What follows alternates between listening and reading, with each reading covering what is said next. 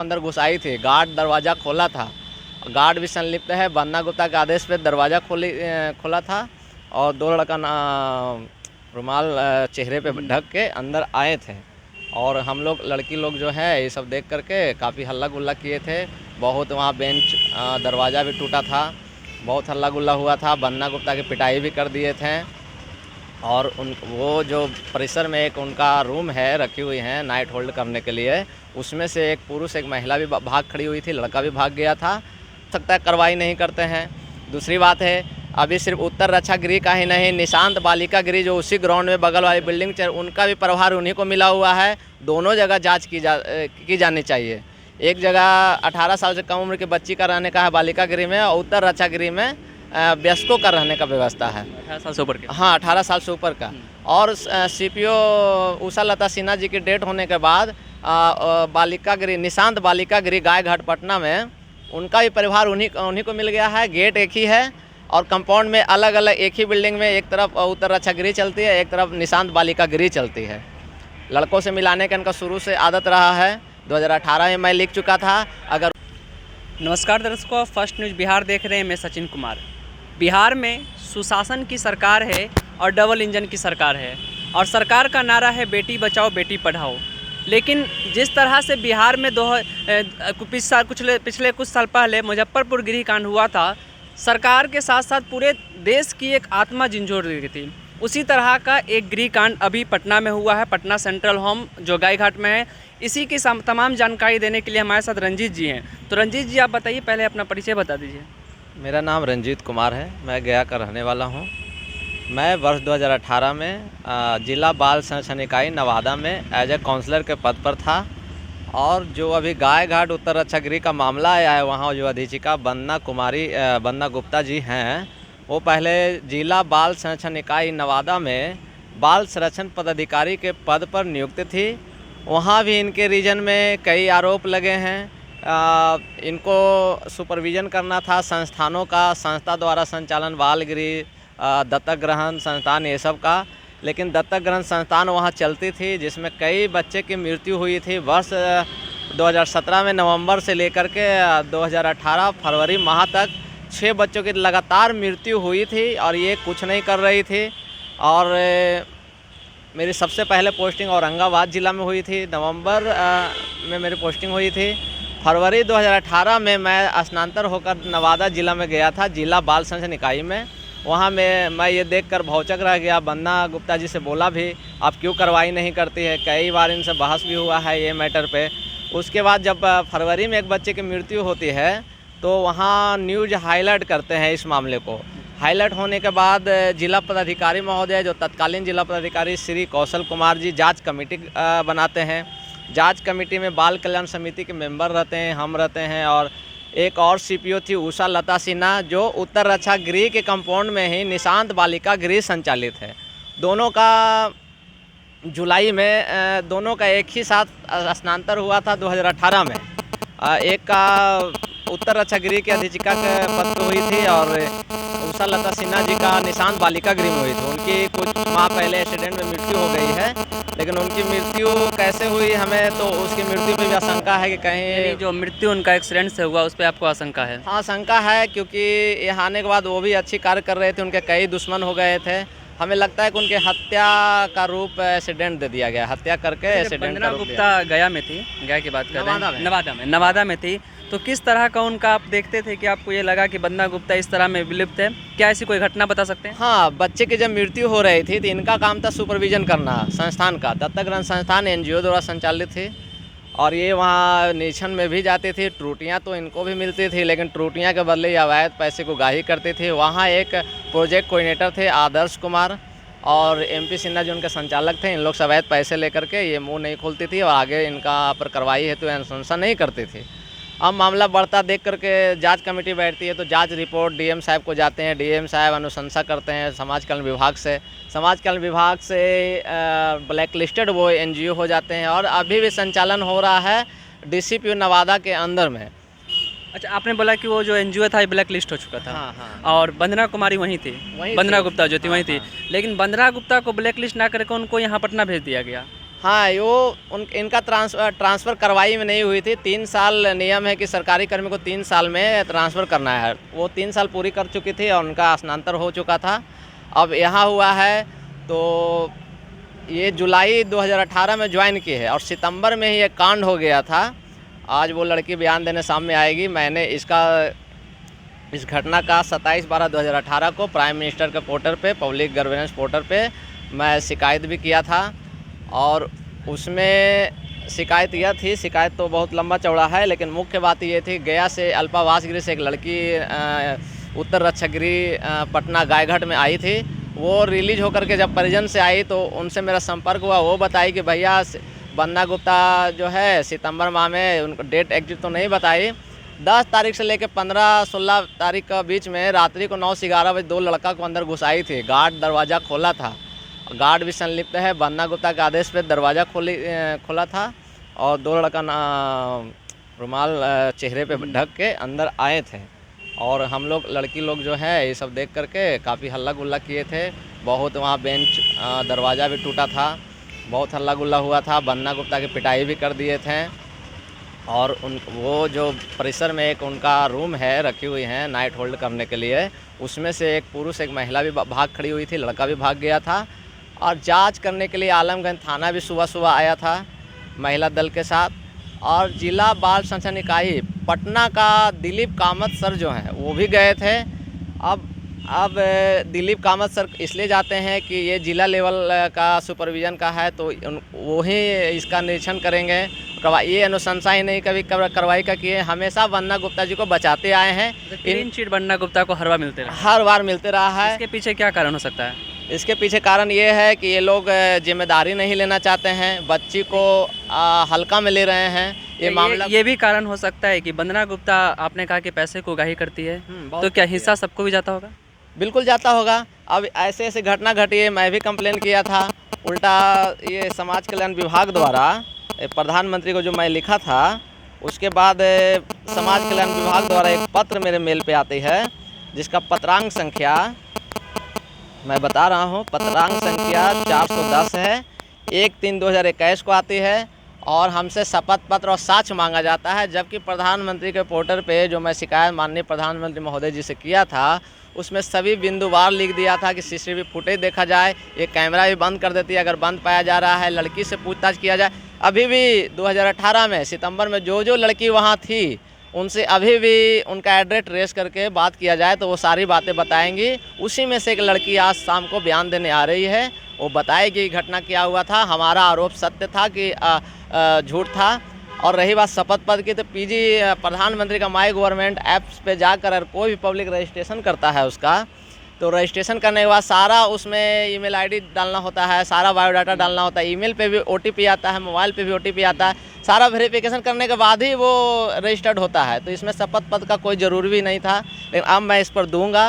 नवादा में भी ये कई दस्तावेज में छेड़छाड़ किए हैं, जिसके बारे में मैं समाज कल्याण विभाग को, महिला एवं बाल विकास मंत्रालय दिल्ली को भी लिख चुका हूँ, उसमें भी अभी तक कार्रवाई नहीं हुई है। कई RTI भी लगाया हूँ, उसमें सिर्फ यही लिखा जाता है 2018 से कि कार्रवाई हो रही है। ये कौन सा कार्रवाई हो रहा है? सिर्फ लेटर CM को भी मैंने कई बार मेल किया, CM को किया, DGP को किया। नवादा नगर थाना में FIR भी दर्ज कराया हूँ, FIR नहीं ली गई, तो मैंने तंग आकर रजिस्ट्री के बाई पोस्ट के माध्यम से भी दिया हूँ, वहाँ भी कार्रवाई नहीं हुआ। SP साहब नवादा को भी दिया हूँ वर्ष 2018 में, अब तक FIR दर्ज नहीं हुई। FIR दर्ज कराने कई रिमाइंडर मुख्यमंत्री महोदय के ईमेल आईडी पे भेजा हूँ, DGP के ईमेल आईडी पे भेजा हूँ। अब ईमेल आईडी पे भेजने के बाद आधा घंटा बाद सिर्फ लेटर फॉरवर्ड होने का सिस्टम होता है। जहाँ का लेटर है फॉरवर्ड हो गया, DGP को फॉरवर्ड हो गया।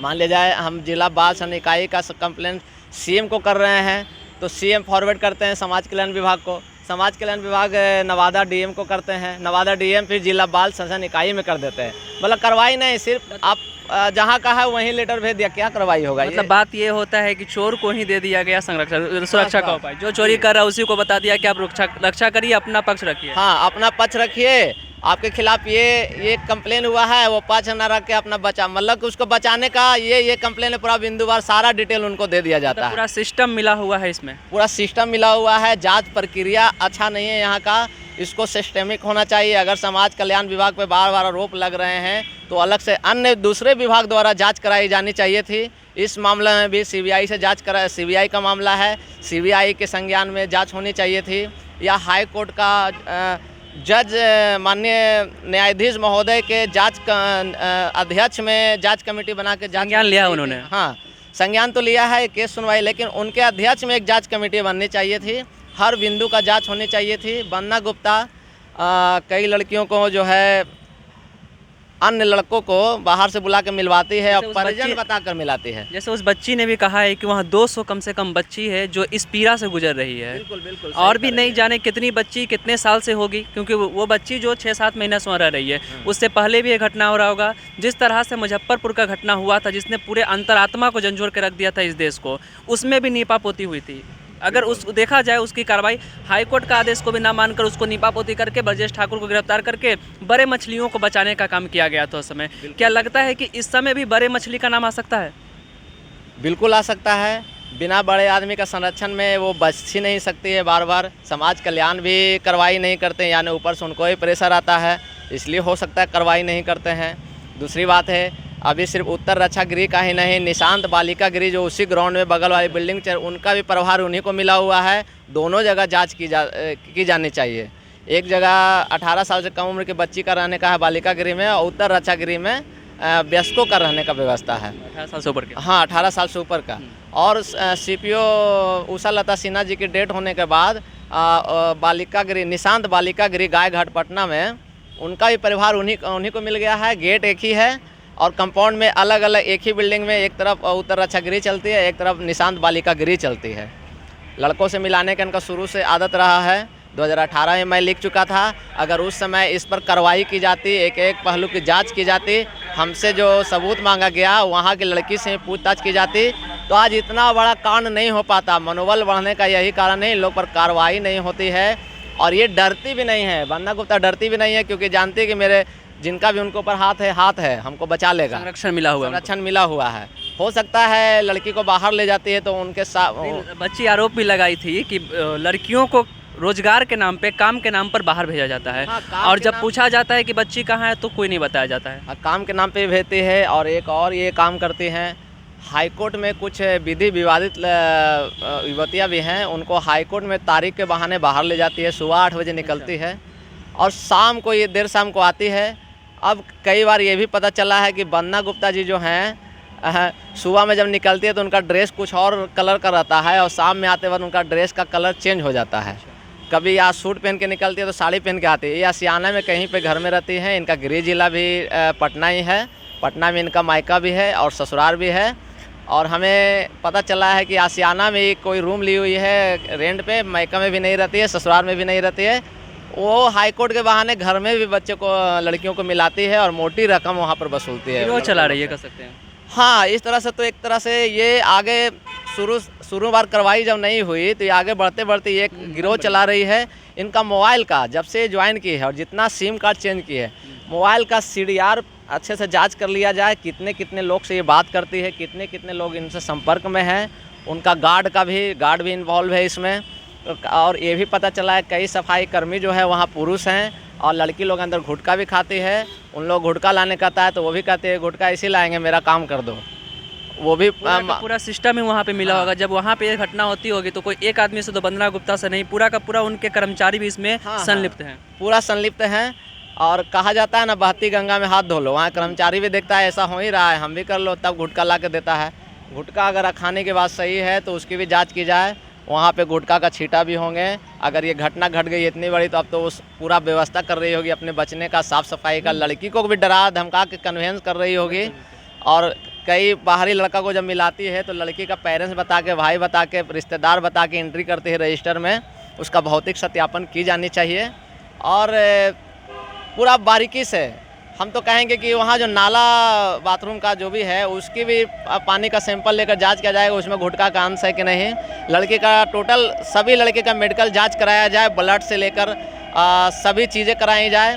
ब्लड जांच कराया जाए, उनको नशा का दवा दिया जाता है कि नहीं, और फिजिकल टेस्ट कराया जाए, उनके साथ क्या क्या कितना बार हुआ है, चोट का निशान, सारी जांच कराई जाए।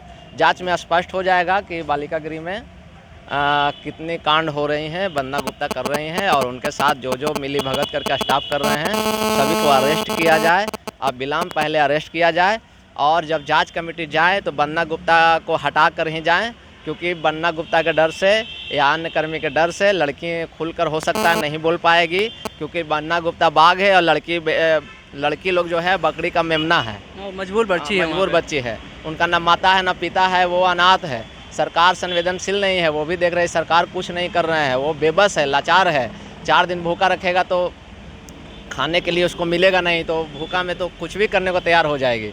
या पदाधिकारी जो हैं जो बैठ करके सिर्फ क्लीन चिट दे देते हैं, वो 4 दिन भूखा रख के देख ले, और न खाने का व्यवस्था उनको मिले न कुछ मिले, तब समझ में आएगा भूख क्या चीज़ होती है। जब पेट पे आँच आती है तो मजबूर होकर लड़कियां उनकी बात मानने को तैयार हो जाती है, और अंदर का मामला ये है कि बाहर आ नहीं पाता। हम तो कहेंगे बिहार में जितने बाल गृह, बालिका गृह, अल्पावास गृह और उत्तर रक्षा गृह हैं, सभी में जो सीसीटीवी कैमरा लगा हुआ है, एक जिला मुख्यालय में कंट्रोल रूम बना के उससे जोड़ दिया जाए, ताकि वो कैमरे से छेड़छाड़ ना कर पाएगी और कैमरा ना बंद कर पाएगी, और 1 साल तक वीडियो सुरक्षित रखा जाए, और आम जन को अधिकार दे दिया जाए वो वीडियो पाने का। अभी बिहार पुलिस में सिस्टम लागू हो गया है, जिला मुख्यालय से कनेक्ट है, आप किसी भी थाना का 1 साल का वीडियो फुटेज मांग सकते हैं सूचना के अधिकार से। पारदर्शिता लाने की जरूरत है जितनी बालिका गृह है। बिल्कुल बिल्कुल, अगर पारदर्शिता आएगी तो ऐसे भ्रष्ट जो भी अफसर होंगे और भी होंगे, वो लोग गलत नहीं कर पाएंगे। वो लोग बिल्कुल आपने सही बोला। याद होगा आपको मुजफ्फरपुर गृह कांड, याद होगा आपको अपना घर जहां मुख्यमंत्री रहते उनके चंद कदमों की दूरी पे छोटे छोटे बच्चों को किस तरह से कैद करके रखा जाता था। और अब नया मामला आया है गायघाट का। ये बिहार में जो बेटी बचाओ बेटी पढ़ाओ का नारा दिया जाता है, और डबल इंजन की सरकार है, सुशासन की सरकार है, ना जाने कितने ही बालिका गृह बिहार में हैं। क्या एक ही वंदना गुप्ता पे कार्रवाई होने से होगी? और वंदना गुप्ता पे कार्रवाई क्यों नहीं हो रही है? जब 2018 से इन्होंने पीएमओ तक को लेटर लिखा, तो वंदना गुप्ता पे आखिर किसका संरक्षण है? क्या समाज कल्याण मंत्रालय का संरक्षण है? क्या बिहार सरकार का संरक्षण है? बिना संरक्षण के वंदना गुप्ता ये बिहार की राजधानी पटना में एक गिरोह चला रही है, बच्चियों से देह व्यापार करवा रही है, वो भी वो बच्ची जिनका दुनिया में कोई नहीं है, जिनके माता पिता नहीं है। इस तरह का आरोप ये एक बार फिर से बिहार को शर्मसार कर रहा है, फिर से पूरे भारत में बिहार को, पूरे विश्व में बिहार को शर्मसार कर रहा है। जो देश नारी के लिए जाना जाता है, जिसको ये देश नारी के लिए एक सम्मान के लिए जाना जाता है, उस सम्मान के लिए आज कम से कम न्यायपालिका ने आगे आए। न्यायपालिका ने संज्ञान भले ही लिया हो, लेकिन देखना होगा क्या न्यायपालिका 2000 जो मुजफ्फरपुर कांड हुआ था 16-17 में, उसमें भी उन्होंने संज्ञान लिया था, लेकिन उस मामले में भी बड़े बड़े को छुपा दिया गया, छोटे छोटे लोगों को गिरफ्तार कर दिया। तो ज़रूरी होगा कि न्यायपालिका एक ऐसी जांच कमेटी हो, यहाँ तक कि सीबीआई जांच की मांग होनी चाहिए, और सेंट्रल गवर्नमेंट को इंटरफेयर करके इस बच्ची को, यहाँ एक बच्ची की बात नहीं है, उस वहाँ 200 बच्ची है, और वो 200 बच्ची की बात नहीं है, वो सेंट्रल होम वंदना गुप्ता कहाँ कहाँ ड्यूटी की है, वंदना गुप्ता का पूरा रिपोर्ट होना चाहिए कि कहाँ कितने साल रही हैं। अगर उन्हें बताया कि वहाँ बच्चों की मृत्यु होती थी, तो बच्चों की मृत्यु कैसे होती थी? यहाँ एक बच्ची भाग के आई तो हमें या किसी को भी पूरे बिहार को जानकारी हुआ कि वंदना गुप्ता ऐसे चला रही है। तो जहाँ जहाँ वंदना गुप्ता का ट्रांसफ़र हुआ, प्रमोशन हुआ, जो भी हुआ, हर चीज़ की जांच होनी चाहिए। वंदना गुप्ता ने जितने भी सिम कार्ड बदले, जितने भी फ़ोन किए, उनका जांच होना चाहिए। और सबसे बड़ी बात कि हर एक कर्मचारी को सबसे पहले अरेस्ट करना चाहिए, जितने भी, क्योंकि ये मामला एक बच्ची का नहीं, एक सामूहिक बच्ची का है, 200 से 250 बच्ची है। तो बिहार सरकार जो कि सुशासन का दावा करते, तो आप सुशासन को दिखाइए बिहार में कि आप सुशासन का दावा करते। शराबबंदी करना सुशासन नहीं होता है, आपको दिखाना होगा कि बच्ची को सुरक्षित करना होगा,